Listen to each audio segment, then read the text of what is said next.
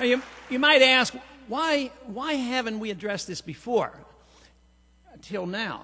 Because economically, we did fairly well. People were feeling pretty good. A couple years ago, people weren't complaining. They weren't receptive to this message because they were still getting stuff from the government.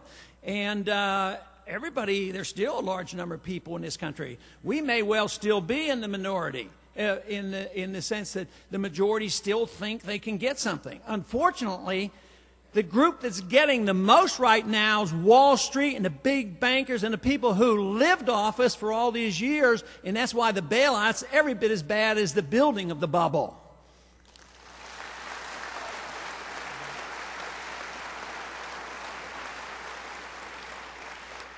But Congress never paid much attention. They still don't pay a whole lot of attention. Monetary issues have not been high on the agenda.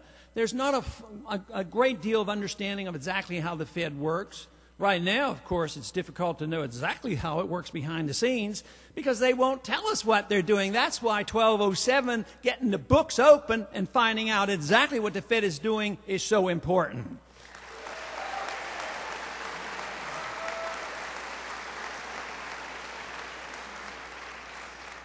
I make the argument that if we get that bill passed and we get the books open and we can ask and get answers on this issue, the second stage won't be as difficult. It's just finding out and letting the American people know how this thing operates will make the difference, and then ending the Fed will come.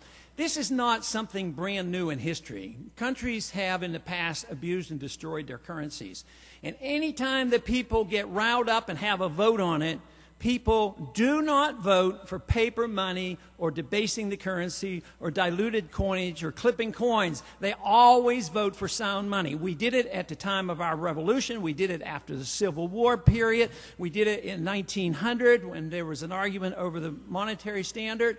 So when the people know about it and we can get it out in the forefront, which is an opportunity for us now because people are thinking along these lines, rest assured the people aren't going to vote to keep the money machine at the Federal Reserve going. They're going to vote for gold and silver as real money.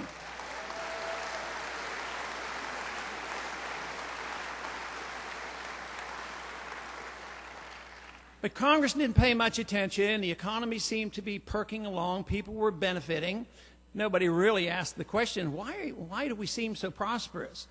Well, anybody could seem prosperous if you had unlimited borrowing power and unlimited taxing power and unlimited printing power, but they never really questioned it. As long as it seemed to work, they didn't care. But the real concern, even through those years that I had, was that Congress had the freedom to spend money. They weren't held responsible.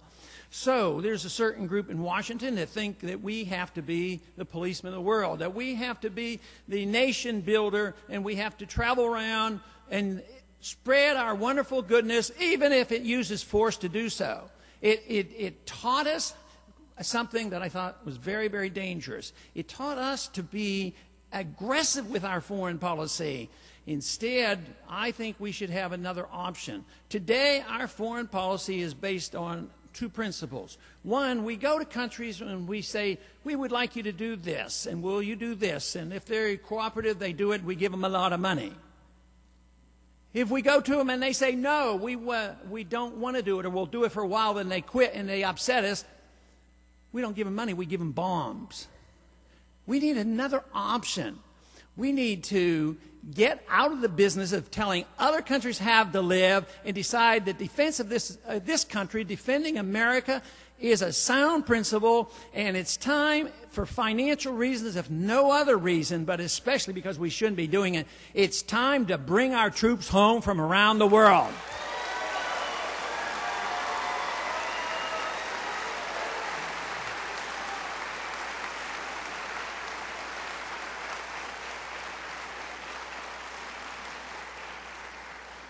We talk about the Middle East the most because that's where most of the fighting's going on. But when I was in high school, we went into Korea. We're still there. A little bit before that, we went into Japan. We're still in Japan. We're still in Europe.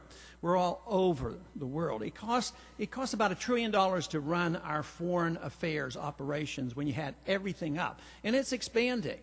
So the American people finally got annoyed with this in the last administration on how these wars were going, and they were perpetual. We were in Afghanistan, and then we quickly go into Iraq, and then we started bombing Pakistan. So people wanted change. So change was offered, and the change came. It was supposed to anyway. But foreign policy.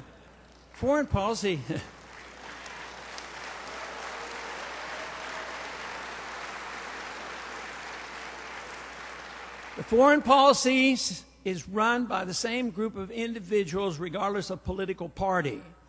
And it's time we made sure that neoconservatism didn't exist anymore and that the American Constitution ran foreign policy and not the neoconservatives who want to police the world.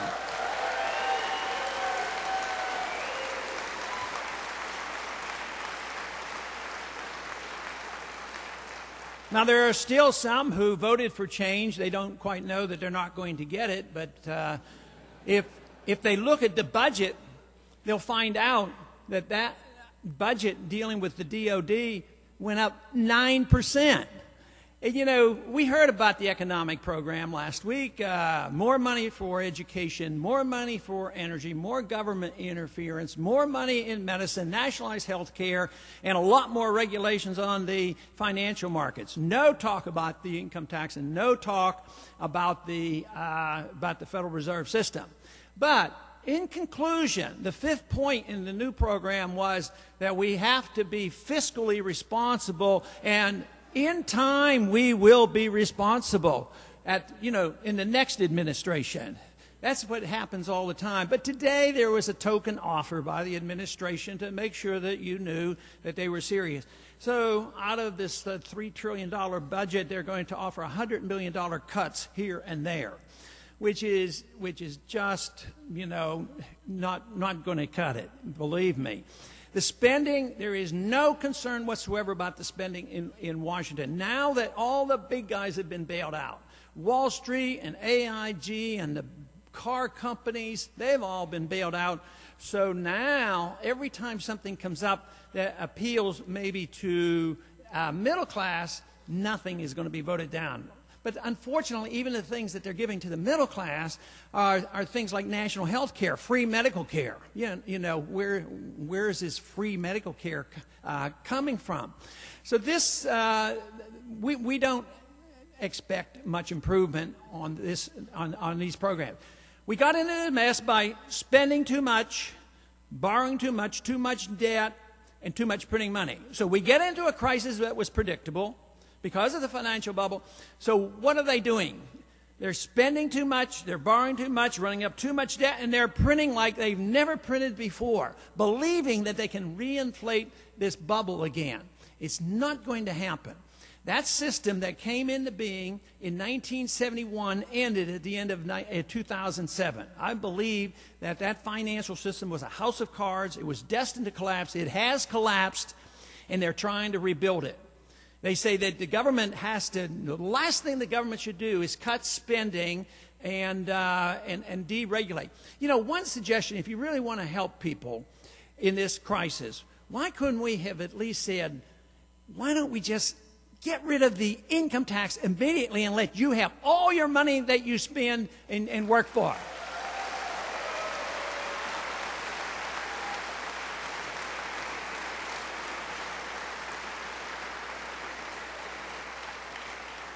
Probably would have cost a lot less than the bailouts, and the money would have been immediately available.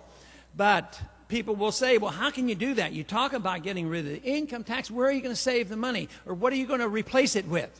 Well, when we get rid of the income tax, we want to replace it with nothing.